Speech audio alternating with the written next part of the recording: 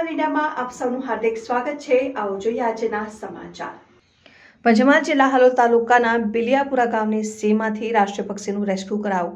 પંચમહાલ જિલ્લા હાલોલ તાલુકાના બિલિયાપુરા ગામની સીમમાંથી રાષ્ટ્રીય પક્ષી ગણાતા મોરને ઘવાયેલા હાલત ગામના વતની જોતા મોરને કૂતરાઓથી બચાવીને તેમના ખેતરમાં લઈ ગયા હતા અને જીવદયા પ્રેમી ગ્રુપને જાણ કરતા જીવદયા પ્રેમી ગ્રુપના મેમ્બર પિન્ટુભાઈ અને પ્રવીણભાઈ સ્થળ પર પહોંચી જતા મોર ઉડી શકે તેવી સ્થિતિમાં હતી।